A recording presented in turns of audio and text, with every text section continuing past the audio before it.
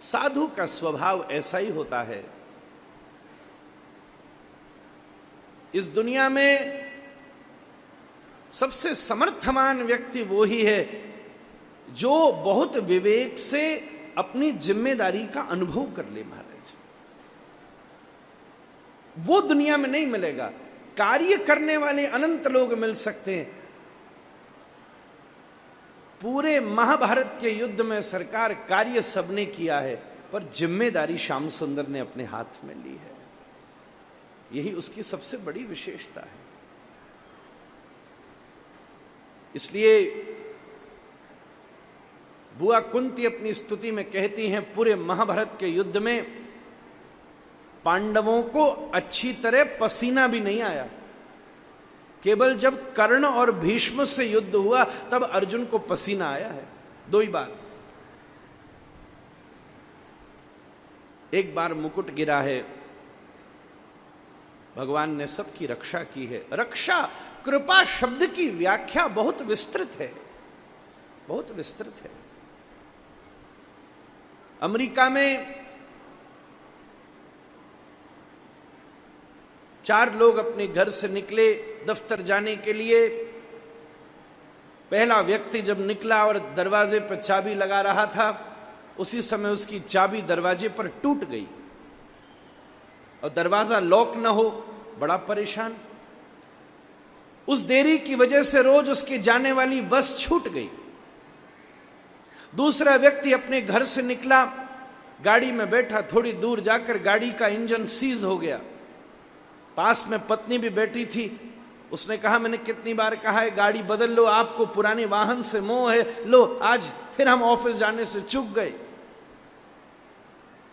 तीसरा व्यक्ति जब गया तो जैसे स्टेशन के ऊपर अपने आप चलने वाली सीढ़ी होती है, उसकी मशीन खराब हो गई थी, तो उसको उतर कर जाना पड़ा, जिससे उसकी समय की गणना बिगड़ गई और ट्रेन निकल गई।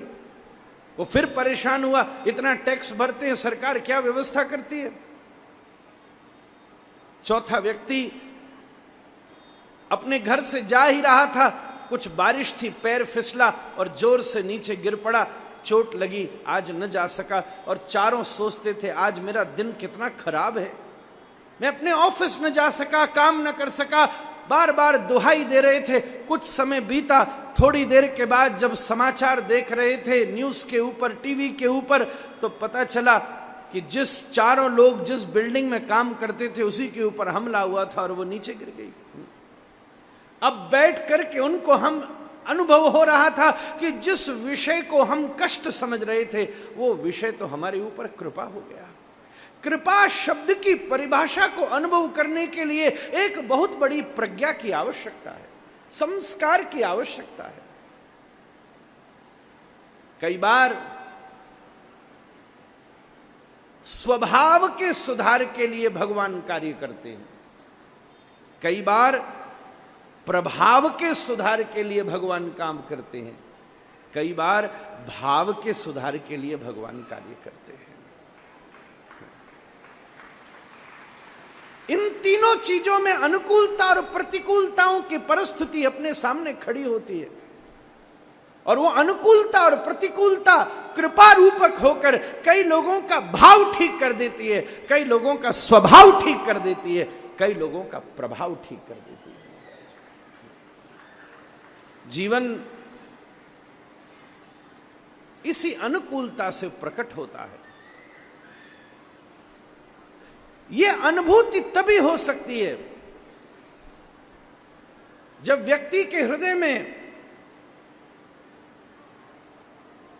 केवल कहने सुनने के भाव से नहीं, बिल्कुल गंभीरता से उसके हृदय में यह अनुभूति हो कि उसका संबंध मात्र केवल इस जगत से नहीं है, उसका संबंध वास्तव में श्री जगन्नाथ